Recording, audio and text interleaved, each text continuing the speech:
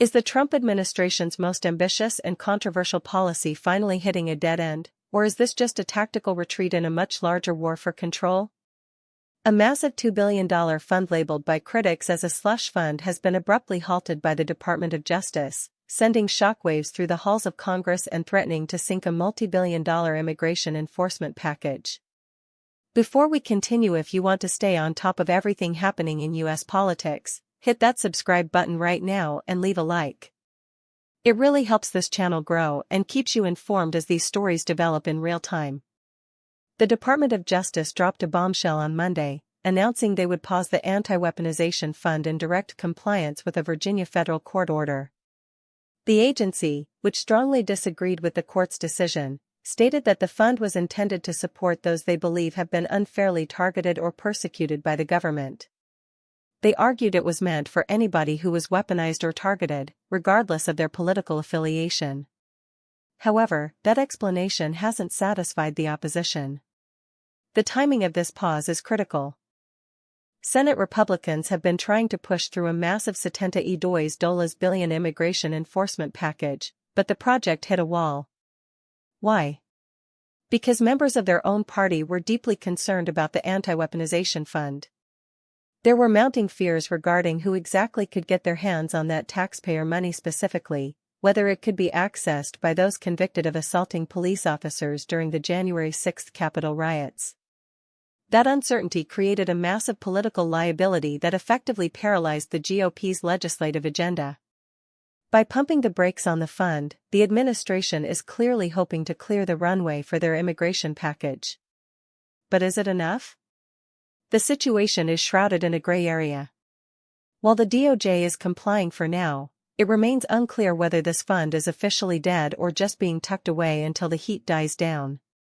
Senate Majority Leader John Thune has suggested that the administration needs to be crystal clear about whether the program is being permanently terminated. For many, a temporary pause just isn't going to cut it. Meanwhile, Democrats are circling like sharks. Senate Minority Leader Chuck Schumer is leaning into the chaos, arguing that if the GOP is truly abandoning this corrupt scheme, they shouldn't have any problem codifying a ban on it into law. Schumer has promised to use the upcoming Vote-A-Rama, a legislative event where senators can introduce a flurry of amendments to force a vote on terminating this fund once and for all. Senator Jackie Rosen is taking it a step further. She has already announced plans to introduce legislation that would redirect that $2 billion fund directly to SNAP benefits, Medicaid, and law enforcement programs to help hire more local police officers. She's framing the issue as a direct choice. Does Washington prioritize political slush funds, or does it put money into the pockets of everyday Americans and community safety? The political pressure on Republicans is immense. They are caught between their loyalty to the administration's original policy goals and the urgent need to pass a border enforcement package before the legislative clock runs out. If they don't resolve this, they risk looking divided and ineffective in front of their voters.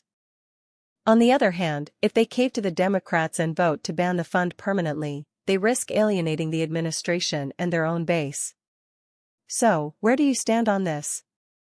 Is this $2 billion fund a necessary tool for justice, as the DOJ claims, or is it a dangerous misuse of taxpayer money that needs to be permanently banned? Drop your opinion in the comments below. I read every single one, and I want to hear your take on whether this was the right move by the administration. As we watch this develop, one thing is certain: Washington is barreling toward a massive deadline pileup. With deep divisions within the GOP and an emboldened Democratic caucus waiting in the wings, this fight is far from over. Stick with us as we track every twist and turn in this high-stakes political drama. We will be right here covering the fallout as it happens. Thank you for watching, and stay tuned.